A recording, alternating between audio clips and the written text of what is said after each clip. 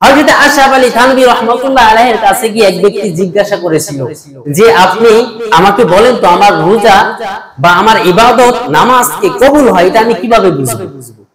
ঠিক না, আমরা কিভাবে বুঝবো? একটা ফর্মুলা আছে না, আমরা কিভাবে বুঝবো যে আমাদের নামাজ যে কবুল হচ্ছে?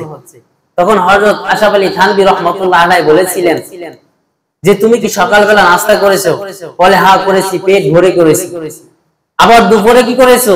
বলে হ্যাঁ দুপুরেও করেছি, পেট ভরে করেছি। আবার রাত্রে কি করেছো? বলে হ্যাঁ রাত্রেও করেছি। সকালবেলা পেট ভরে খানা খাইলে আবার দুপুরে কি জন্য খাইলে? বলে আমি সকালবেলা খাওয়ার পর আমার খাবারটা হজম শক্তি ক্লিয়ার হয়েছিল, পেট এটাকে গ্রহণ করে নিয়েছে, যার কারণে আমার ক্ষুধা লেগেছে, ক্ষুধার তীব্রতার কারণে আবার দুপুরে আমি পেট ভরে খানা খেয়েছি।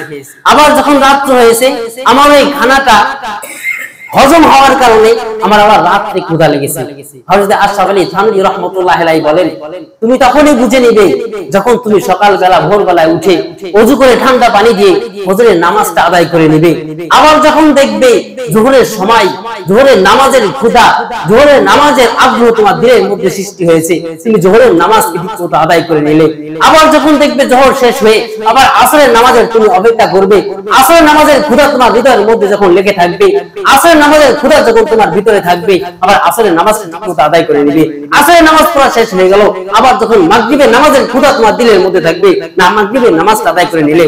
মাগরিবের নামাজটা শেষ হওয়ার পর আবার যখন ইশার নামাজটা তুমি ঠিকমতো আদায় করে নিবে, ইশার নামাজ যখন তোমার হৃদয়ের মধ্যে ইশার নামাজের ক্ষুধা থাকবে, তুমি বুঝে নিবে আল্লাহ তোমার নামাজকে কবুল করে নিয়েছে। তো নামাজ কবুলিয়তের কারণ একটাই হলো যে যে কোনো আমল যদি কবুলিয়তে হয় আপনার ভিতরে আমলের তৃষ্ণা থাকতে হবে। আমি সকালবেলা ভাত খেয়েছি, পেটের মধ্যে বদ হজম হয়েছে, দুপুরে আমার ক্ষুধা লাগবে না? লাগবে। দুপুরে আমার ক্ষুধা লাগবে না, কারণ আমি যেটা খেয়েছি এটা ভিতরে হজম করতে পারিনি, এটা পেটে সহ্য করতে পারিনি। এখন যদি আমার পেটকে আবার ঠিকমতো খানা পানা দেওয়া হয়, যদি আবার খাইতে হয়, যদি ক্ষুধা লাগাইতে হয়, তাহলে যে খাবারটা আমি খেয়েছি এটা হজম করতে হবে, পেটকে সহ্য করতে হবে। ঠিক তেমনি ভাবে আপনার প্রতিটা ইবাদতের মধ্যে ভিতরে তৃষ্ণা থাকতে হবে। যদি ইবাদতের তৃষ্ণা আপনার ভিতরে থাকে আপনি বুঝে নিবেন রব্বে কারীম আপনার প্রতিটা ইবাদতকে কবুল করে নিতেছে। এজন্য আমরা নামাজি তো কেমন নামাজি, আমরা এক জুমায় আসি, আরেক জুমায় আসতেও পারি, নাও আসতে পারি।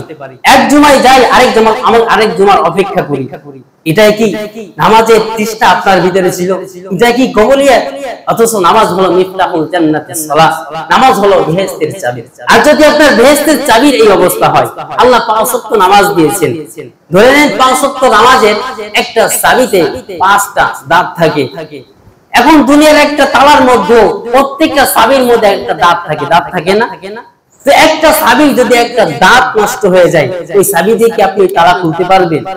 আরে দুনিয়ার মানুষ একটা তালা বানিয়েছে, সেই তালা যদি আপনার ওই চাবি দিয়ে না খুলে, আপনাকে রব্বে কারীম দুনিয়ার মধ্যে 60-70 বছর জিন্দেগি দিয়েছে, জিন্দেগির মধ্যে বিভিন্ন প্রকার আমল দিয়েছে, তার মধ্যে একটা আমল দিয়েছিল জান্নাতের চাবি, সেটা হলো নামাজ।